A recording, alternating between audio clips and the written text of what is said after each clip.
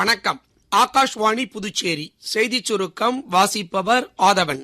மொரீஷியஸில் 2 நாள் பயணத்தை முடித்துக் கொண்டு பிரதமர் திரு நரேந்திர மோடி நேற்றிரவு புதுடெல்லி வந்தடைந்தார். பிரதமரின் இந்த பயணம் ஆக்கப்பூர்வமாக அமைந்ததாக பிரதமர் அலுவலக சமூக வலைதளத்தில் தெரிவித்துள்ளது. இந்த பயணத்தின் போது இந்தியா மொரீஷியஸ் இடையே கடல்சார் பாதுகாப்பு, உள்ளூர் கரன்சிகளில் வர்த்தகத்தை மேம்படுத்துவது உள்ளிட்ட 8 ஒப்பந்தங்கள் கையெழுத்தாகின. வெளிநாட்டு செயற்கைக்கோள்களை செலுத்தியதன் மூலம் 143 மில்லியன் அமெரிக்க டாலரும் 272 மில்லியன் யூரோவும் அந்நிய செலாவணி கிடைத்துள்ளதாக மத்திய விண்வெளித்துறை இணையமைச்சர் திரு ஜிதேந்திர சிங் நேற்று மக்களவையில் கேள்வி நேரத்தின் போது இதனை தெரிவித்தார்.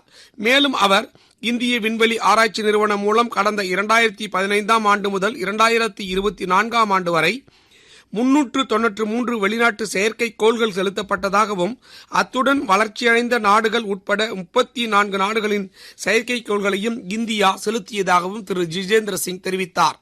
ஐக்கிய நாடுகள் சபையின் பொதுச் செயலாளர் திரு அண்டோனியோ குட்டரஸ் அரசுமுறை பயணமாக இன்று முதல் 4 நாட்களுக்கு வங்கதேசத்தில் உள்ள ரோஹிங்கியா அகதிகள் முகாமிற்கு அந்நாட்டின் இடைக்கால அரசின் தலைவர் திரு முகமது யூனஸுடன் சென்று ரோஹிங்கியா அகதிகள் நிலைமையை பார்வையிட உள்ளனர்.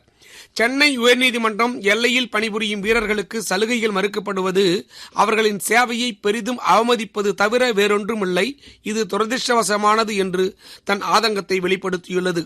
இந்நிலையில் முன்னாள் ராணுவத்தினருக்கு வழங்கப்படும் சலுகைகளைப் போன்று புதுச்சேரியிலும் முன்னாள் துணை ராணுவ படை வீரர்களுக்கும் சலுகை நீட்டிப்பு செய்திட சட்டசபையில் ஒப்புதல் வழங்கி அரசாணை பிறப்பிக்க வேண்டும் என மத்திய முன்னாள் ஆயுத காவல்படை சங்கத்தின் தலைவர் திரு சசிகுமாரும் பொருளாளர் திரு ராஜவேலனும் புதுச்சேரி முதலமைச்சர் ரங்கசாமிக்கு கோரிக்கை மனு அளித்துள்ளனர். ISL கால்பந்து போட்டியில் நேற்று நடைபெற்ற ஹைதராபாத் கேரளா அணிகளுக்கு இடையேயான ஆட்டம் 1-1 என்ற கோல் கணக்கில் டிராவில் முடிந்தது. இத்துடன் இந்த செய்திச் சுருக்கம் நிறைவு பெறுகிறது.